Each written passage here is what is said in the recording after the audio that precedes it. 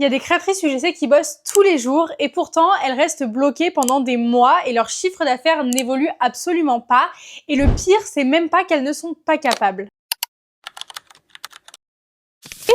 Hello, je suis trop contente de vous retrouver dans cette nouvelle vidéo YouTube. C'est vrai que ça fait un moment que je vous ai pas tourné de vidéo YouTube. J'ai fait une grosse pause entre guillemets parce que c'était la fin de mes études, donc j'avais pas mal d'examens, pas mal de choses à rendre, etc.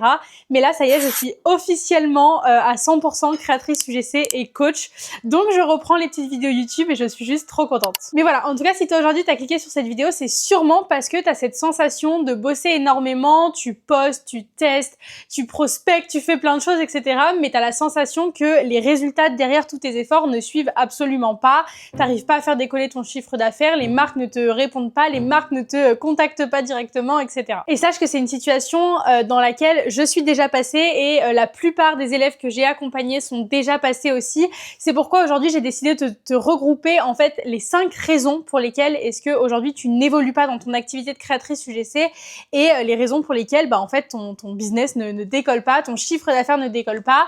Et puis évidemment je te donne des petits tips pour faire évoluer tout ça. Le premier gros point que j'ai relevé à force d'accompagner différentes créatrices UGC, en fait c'est la position que vous prenez dans votre business. C'est-à-dire que vous ne vous positionnez pas du tout comme des chefs d'entreprise. En fait vous êtes là, vous vous dites plutôt je vais tester, je vais créer un peu de contenu, voilà, je suis une créatrice UGC, et vous prenez pas votre business au sérieux et vous prenez pas votre business comme un vrai business. Et du coup en fait vous êtes sans cesse en train de tester, de vous dire allez, et si je faisais un peu de ça, et si je faisais un peu de ça, bon allez, je vais créer un peu de contenu, je vais un peu prospecter, etc.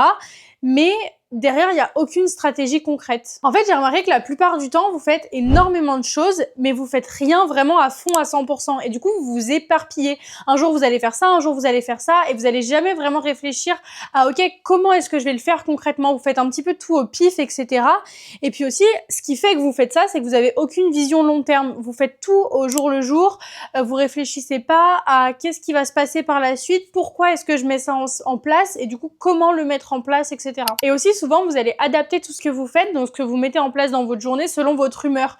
Bon, aujourd'hui, je suis pas trop motivée, donc je vais juste un peu scroller sur les réseaux, trouver de l'inspiration de contenu. Ah, aujourd'hui, par contre, je suis hyper motivée, du coup, je vais faire un tournage, etc.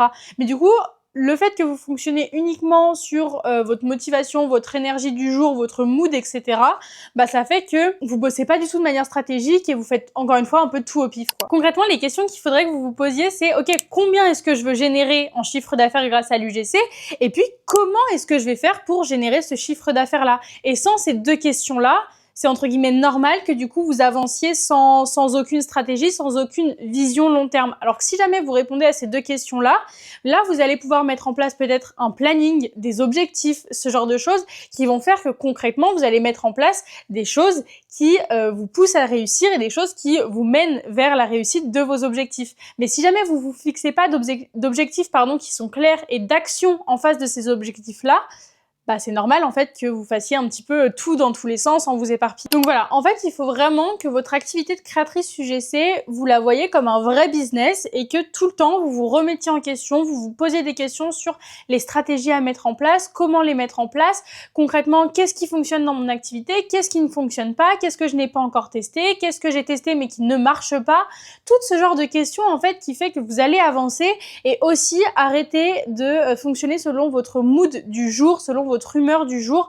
Une créatrice UGC aujourd'hui qui réussit, c'est celle qui va faire un tournage même si elle a la flemme de faire son tournage, va prospecter même si elle a pas envie de prospecter, etc. Et ça, c'est vrai que je l'ai beaucoup vu passer des filles qui, en fait, faisaient vraiment uniquement les actions qu'elles avaient envie de faire, alors qu'en réalité, il faut faire les actions qui vous emmènent vers vos objectifs. Il y a une grosse différence entre ces deux points-là. Donc voilà, concrètement, aujourd'hui, après cette vidéo, fixe-toi un objectif qui est clair. Donc par exemple, je veux atteindre les 1500 € par mois grâce à la création de contenu UGC. Et ensuite, essaye de te poser les questions. Ok, pour atteindre cet objectif-là, combien de contenu est-ce que je dois poster par semaine?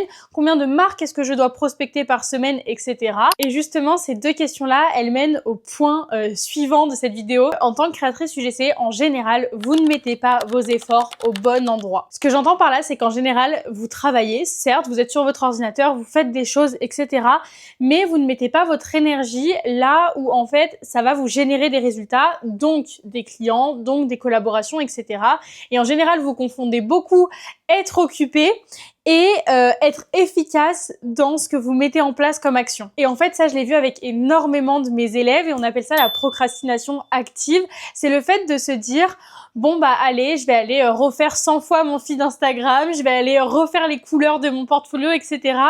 Tout ce genre de choses-là, en fait, qui certes sont bien, il faut le faire, il faut avoir un joli feed, il faut avoir un joli portfolio, mais concrètement, c'est pas ça qui va changer tout votre business. Ce qui va changer votre business, c'est de refaire les vidéos de votre portfolio, par exemple, c'est d'envoyer des meilleurs messages de prospection, c'est de se former, c'est voilà, d'aller faire des actions en fait qui sont concrètes et qui sont pas là juste pour dire bah j'ai travaillé aujourd'hui. Non, il faut faire des actions qui vraiment pas simplement vous occupent en fait, mais vraiment vous emmènent vers vos objectifs.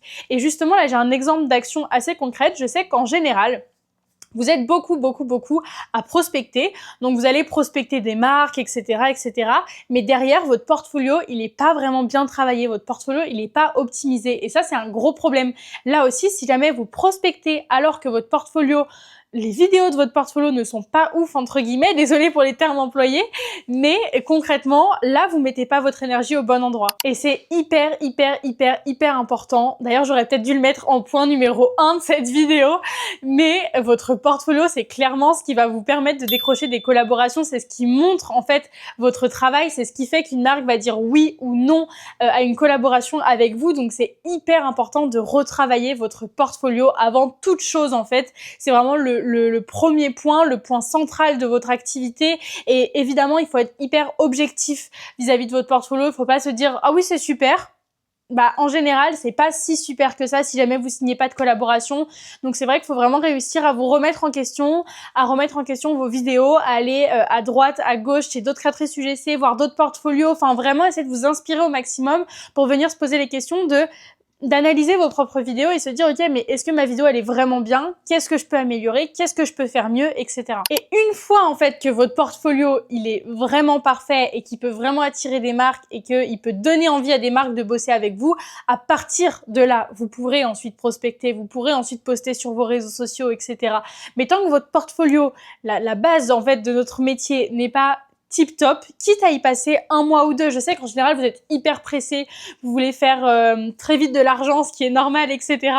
Mais il faut passer du temps sur son portfolio, il faut vraiment qu'il soit hyper clean et ensuite vous pourrez faire les actions qui vous ramèneront des clients. Enfin bref, j'avoue je me suis un petit peu égarée là sur le portfolio, mais c'est vrai que c'est un point qui est tellement important et à force d'avoir des élèves dans mon accompagnement, je me rends compte que c'est souvent en fait là que ça va pas et du coup c'est hyper important pour moi aussi de vous transmettre ça. Et voilà, donc évitez de mettre votre énergie là où il y en a pas besoin.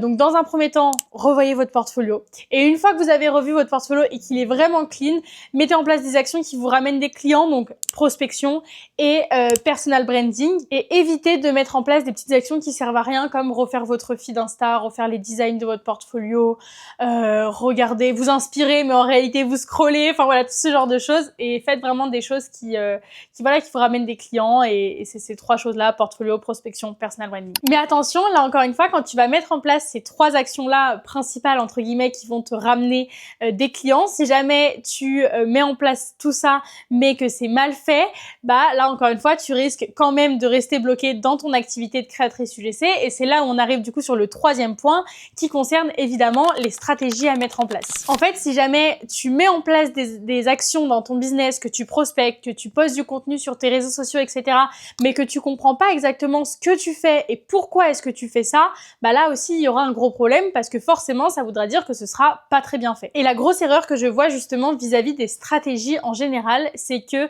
vous reproduisez tout ce que vous voyez sur les réseaux sociaux, mais vous prenez aucun recul en fait sur ce que vous faites. C'est-à-dire qu'en général, vous voyez passer des conseils sur TikTok, sur Insta, un petit peu de partout, des gens qui s'autoproclament coach UGC ou ce genre de choses. Et puis en fait, vous appliquez directement, comme je vous ai dit, sans prendre aucun recul sur la situation, sans vous demander si c'est adapté à toi, si c'est la bonne action au bon moment, si ça correspond entre guillemets à ton niveau. Pareil, quand quand du coup je vois que vous faites de la prospection alors que votre portfolio n'est pas terminé, bah, c'est un petit peu ça le problème. Quand je vois que bah, ça vous dit quoi poster sur les réseaux sociaux alors que ça n'a aucun lien avec votre personal branding, les vidéos que vous avez dans votre portfolio, enfin ce genre de choses. Et du coup en fait, bah, c'est du fait que vous suivez des conseils que vous voyez un petit peu de partout, ces conseils ils sont tous différents, ils vous disent tous des choses un peu différentes et ça se ressent que ce soit dans votre prospection, dans votre personal branding, parce que vous ne suivez pas une seule stratégie qui est claire, qui est alignée à vous, qui est alignée à ce que vous voulez. Par exemple, on va prendre donc l'exemple du personal branding, mais si jamais vous suivez des conseils à droite à gauche de tout le monde, ce qui va se passer c'est que votre compte Insta il va ressembler à rien parce que justement il y aura de tout et de tout le monde et vous n'aurez pas suivi une seule stratégie qui est adaptée à vous. Et ça c'est le gros problème aussi. Et du coup en général ce qui se passe c'est que vous changez sans cesse de stratégie sans même vraiment vous en rendre compte. Mais en fait dès qu'une stratégie ne va pas fonctionner ou dès que par exemple un contenu que vous avez fait sur Instagram ne va pas marcher ou ce genre de choses, vous allez tout de suite passer à autre chose, tester autre chose, recopier un tel parce que elle ça a bien marché, etc., etc. Et vous allez vous éparpiller. En fait vous allez avoir aucune constance dans les actions que vous mettez en place et du coup vous allez avoir aucun résultat qui va être exploitable parce que il faut savoir, et c'est hyper important, qu'une stratégie ça met entre guillemets du temps à se mettre en place et c'est pas par exemple en ayant posté un seul bon contenu en lien avec ton personal branding sur les réseaux sociaux que tout va changer. Il faut avoir une certaine forme de constance dans les stratégies.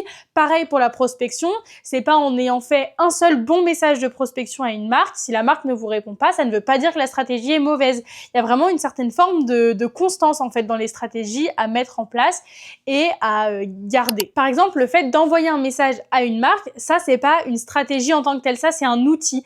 La stratégie derrière ça, ça va plutôt être à qui est-ce que tu parles, comment est-ce que tu vas te positionner dans le message et pourquoi est-ce qu'elle devrait te choisir toi et pas quelqu'un d'autre. Ça c'est la stratégie, ça c'est la stratégie du fond de ton message.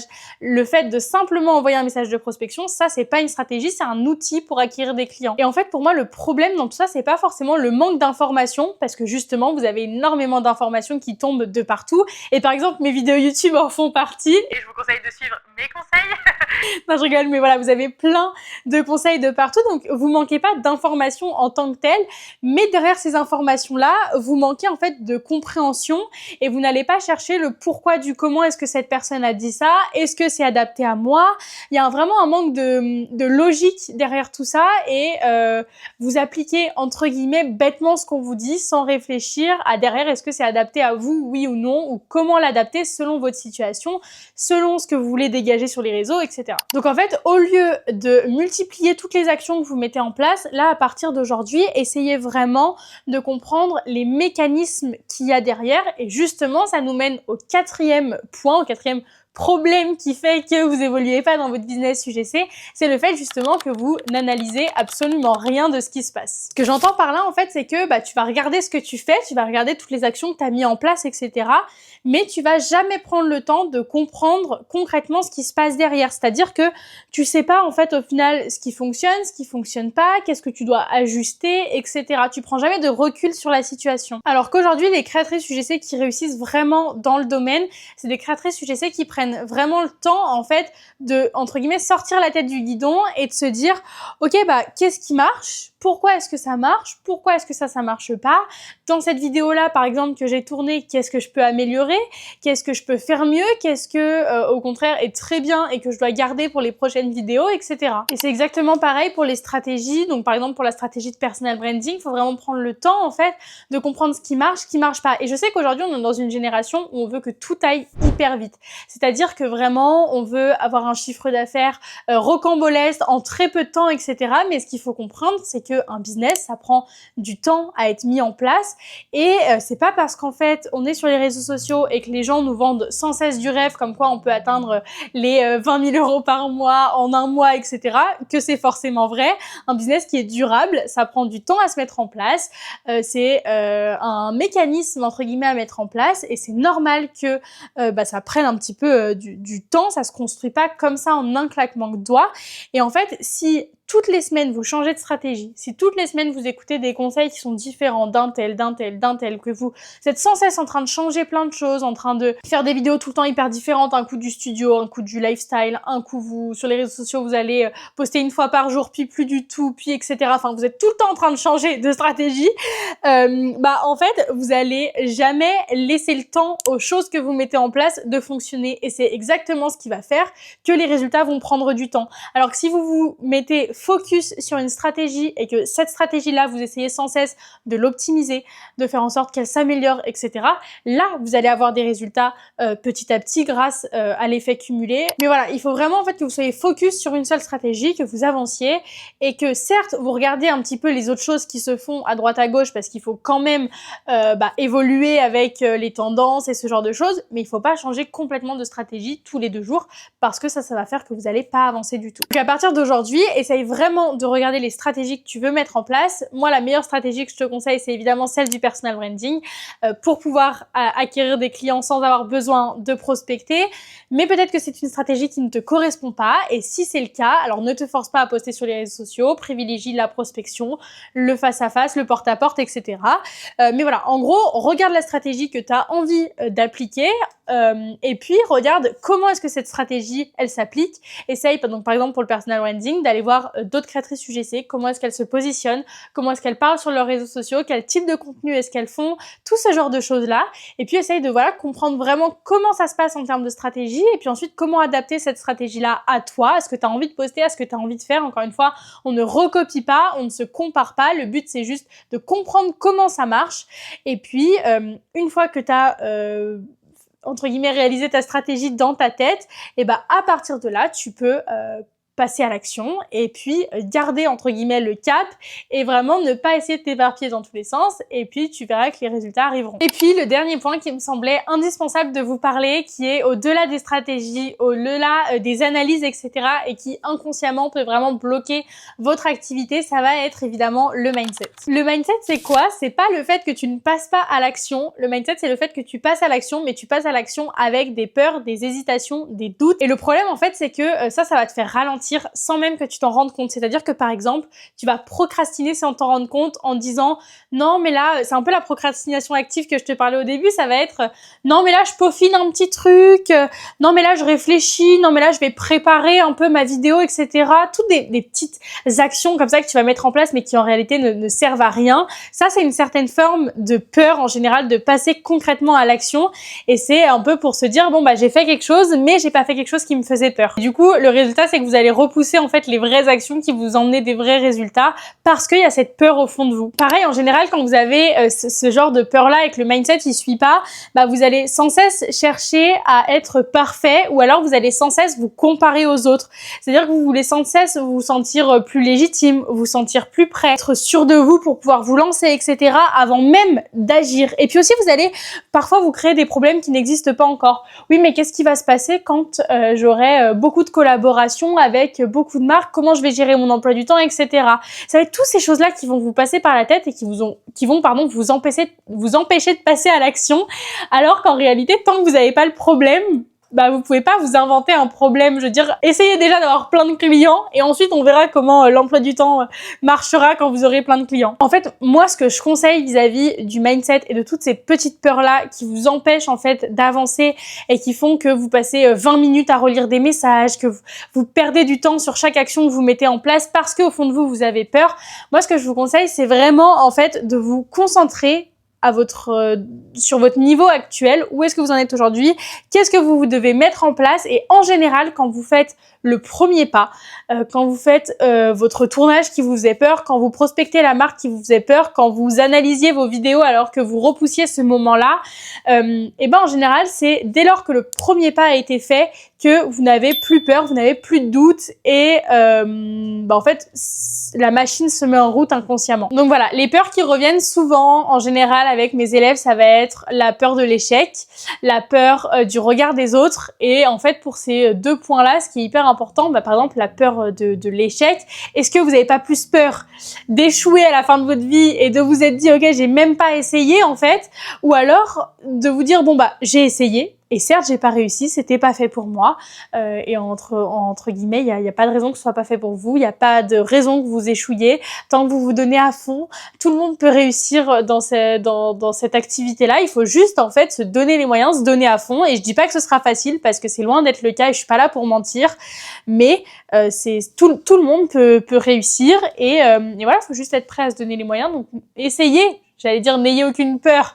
Je sais que c'est pas facile, mais essayez de ne pas avoir peur, essayez de vous lancer sans réfléchir. Et puis si jamais vous avez des peurs, n'hésitez pas aussi à les écrire sur un carnet.